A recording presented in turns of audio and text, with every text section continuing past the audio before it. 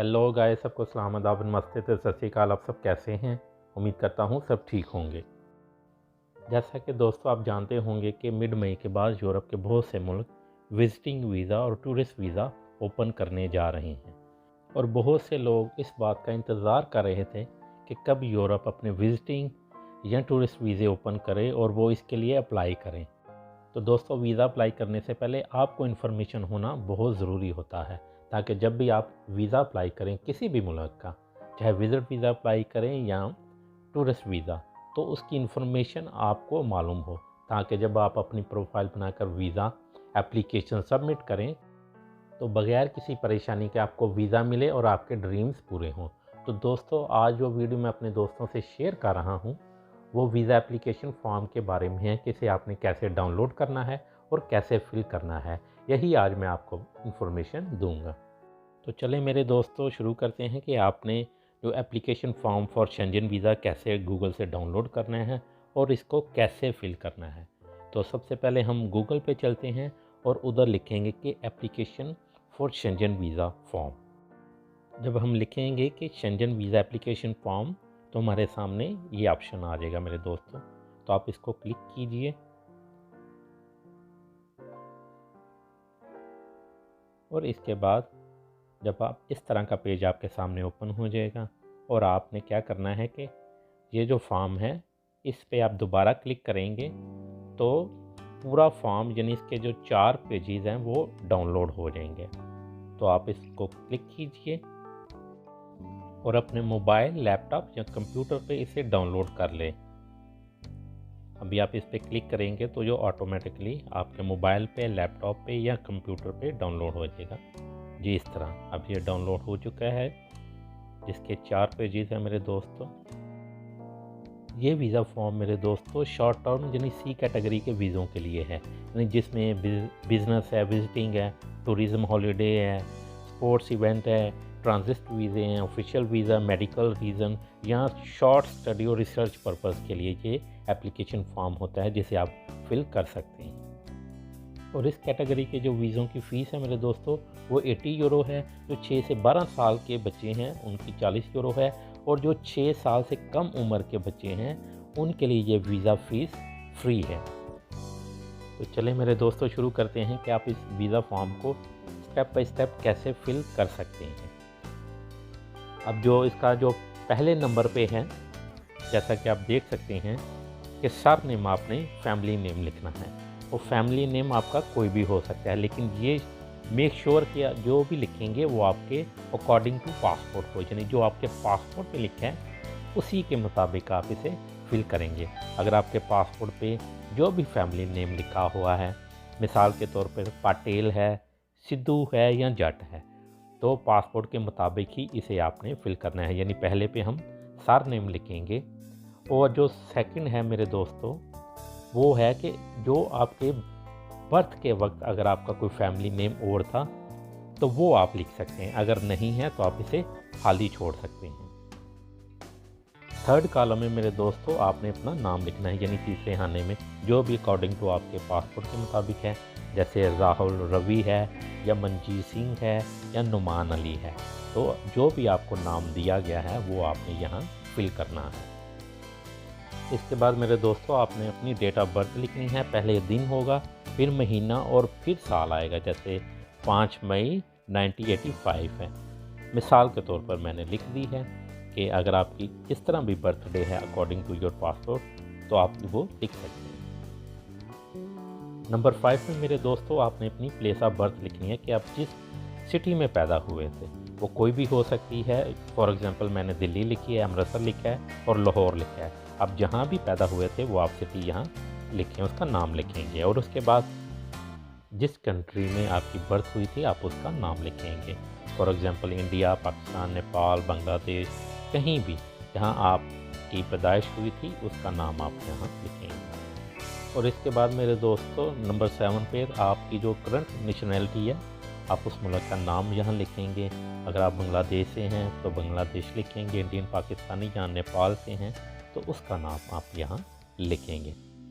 और नीचे मेरे दोस्तों लिखा हुआ है कि nationality at birth if different, कि अगर आपकी नेशनैलिटी बर्थ के वक्त डिफरेंट थी तो आप उस मुल्क का नाम यहाँ लिख सकते हैं। और अगर दोस्तों आपके पास किसी और मुल्क की नेशनैलिटी है तो यहाँ आपको उसका नाम भी लिखना होगा। इसके बाद मेरे दोस्तों नंबर 8 पे आप मेल हैं या फीमेल तो आप उस पर मार्क कीजिए। अगर मेल हैं तो उस पर मार्क कीजिए और अगर आप फीमेल हैं तो आप उस पर निशान लगा दें। और नंबर 9 पे आपका सिविल स्टेटस है, आप सिंगल हैं, मैरिड हैं, सेपरेटेड हैं, डिवोर्स्ड हैं, जो भी हैं आप उस पर मार्क कीजिए। और नंबर 10 में कॉलम में मेरे दोस्तों अगर इन केस ऑफ माइनर यानी आप अंडर एज हैं या छोटी उम्र के हैं यानी 18 से कम हैं तो फिर आपको अपने पेरेंट्स की या आपका जो लीगल गार्डियन है उनकी डिटेल यहाँ देनी ही होगी। और अगर नहीं है तो आप यहाँ नॉट एप्लीकेबल लिख सकते हैं। और नंबर 11 में मेरे दोस्तों आपको अपना आईडी कार्ड नंबर यहाँ लिखना होगा जो भी आपको इशू हो चुका है, यानी अपने मुल्क से जिस मुल्क के भी आप यहाँ हैं उसका आप आईडी कार्ड नंबर यहाँ लिखना होगा। फॉर्म के नंबर 12 पे टाइप ऑफ ट्रैवल डॉक्यूमेंट, आपके पास जिस तरह का भी पासपोर्ट है, ऑर्डिनरी पासपोर्ट है, डिप्लोमेटिक पासपोर्ट है या गवर्नमेंट का पासपोर्ट है, उसको आप मार्क कर दें। आपके पास अगर ऑर्डिनरी पासपोर्ट है तो उसी को आप टिक मार्क कर दें मेरे दोस्तों। एप्लीकेशन फॉर्म का पहला पेज मेरे दोस्तों कंप्लीट हो चुका। अब हम सेकंड पेज पे चलते हैं। इस वीज़ा एप्लीकेशन फॉर्म में मेरे दोस्तों अब नंबर 13 में नंबर ऑफ़ ट्रैवल डॉक्यूमेंट। अब यहाँ आप सोचते होंगे कि ये किसका नंबर लिखना है, तो मेरे दोस्तों यहाँ हमेशा जो भी आपका ट्रैवल डॉक्यूमेंट यानी जो पासपोर्ट होता है उसका नंबर आपने लिखना होता है। और जो नंबर 14 है कि डेट ऑफ इशू, ये पासपोर्ट कब आपको इशू हुआ था और जो एक्सपायर कब हो रहा है उसकी डेट आपने यहाँ लिखनी होती है। और नंबर 16 में कि आपको ये किस सिटी से इशू हुआ था और किस कंट्री से इशू हुआ था उसका नाम आपने लिखना होता है। और नंबर 17 में मेरे दोस्तों अगर आपका कोई फैमिली मेम्बर यूरोपियन यूनियन में है तो उसकी इन्फॉर्मेशन आपने देनी होती है। तो अगर नहीं है तो आप यहाँ इसको हाल ही छोड़ दें या नॉट एप्लीकेबल लिख दें। और नंबर 18 में मेरे दोस्तों अगर यूरोपियन यूनियन में जो उनका कोई सिटीज़न है उनके साथ आपके कोई रिलेशनशिप हैं किसी भी तरह के तो यहाँ वो आपने मेंशन करने होते हैं, यानी उनकी इन्फॉर्मेशन यहाँ आपने देनी होती है। नंबर 19 में मेरे दोस्तों आपने अपने घर का एड्रेस, ईमेल और टेलीफोन नंबर लिखना होता है, लेकिन ईमेल और टेलीफोन नंबर वो लिखें जो एक्टिव हो ताकि बाद में आपको कोई परेशानी ना हो।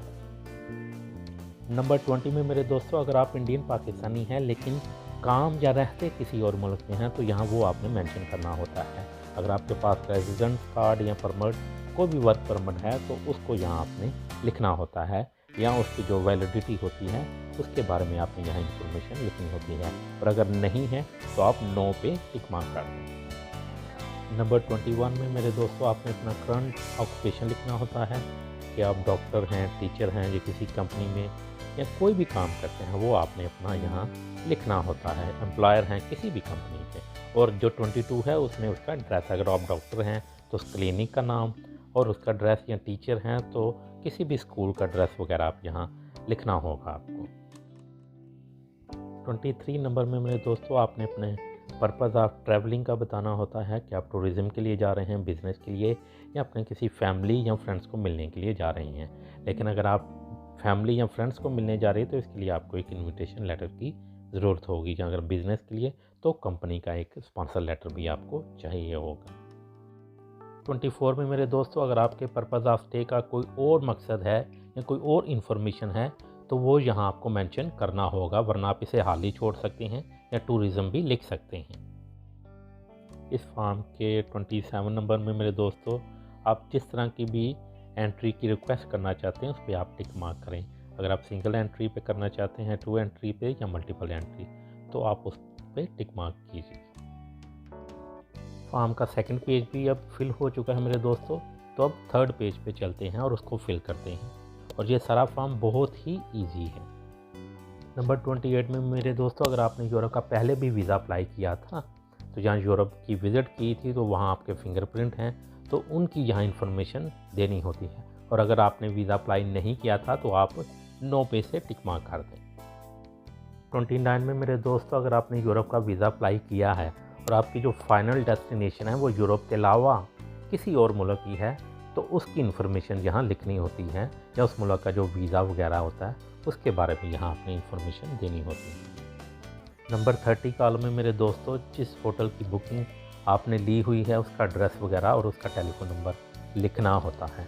और अगर आप इनविटेशन पे जा रहे हैं तो घर का एड्रेस वगैरह यहाँ आपने मेंशन करना होगा। नंबर 31 में अगर कंपनी ने आपको स्पॉन्सर किया है तो उसकी डिटेल वगैरह यहाँ देनी होगी मेरे दोस्तों। 32 में मेरे दोस्तों cost of travelling and living during the applicant stage covered के जो खर्चा है वो कौन करेगा, आप खुद कर रहे हैं या किसी ने आपको इनवाइट किया है तो वो बंदा या वो कंपनी कर रही है। तो चूँकि आप खुद जा रहे हैं तो इसलिए आप यहाँ टिक मार्क इस साइड पे करेंगे, और कैश और क्रेडिट कार्ड आपके पास है तो उस पे आप मार्क कर दें, और अगर आपके पास सिर्फ कैश है तो उसी पे आप टिक मार्क कर सकते हैं। अब मेरे दोस्तों हम वीज़ा फॉर्म के लास्ट पेज पे आ गए हैं, जहाँ लिखा है कि अगर आपका खुदा न करे वीज़ा रिफ्यूज़ हो जाता है तो जो इसकी फ़ीस है वो आपको नहीं मिलेगी, यानी ये रिफ़ंडेबल नहीं है। और पेज के जो लास्ट में है मेरे दोस्तों, आपने जिस शहर से जिस सिटी से भी वीज़ा अप्लाई किया है उसका नाम यहाँ आपने लिखना होता है। मिसाल के तौर पर अगर आपने दिल्ली या इस्लामाबाद से वीज़ा अप्लाई किया है तो उस शहर का नाम लिखना होगा, और जिस डेट को किया है वो डेट आपने यहाँ लिखनी होती है और बाद में साइन कर देनी होती है मेरे दोस्तों। अब ये वीज़ा एप्लीकेशन फॉर्म फिल हो चुका है मेरे दोस्तों, इसका प्रिंट आउट लेके आप साइन करके अपनी फ़ाइल में इसे लगा सकते हैं। और होप करता हूँ कि आपको अपना Schengen visa application form fill करने में इस वीडियो से मदद मिलेगी। तो अपना ख्याल रखिएगा, फिर जल्द ही मिलते हैं एक छोटी सी ब्रेक के बाद। God bless you.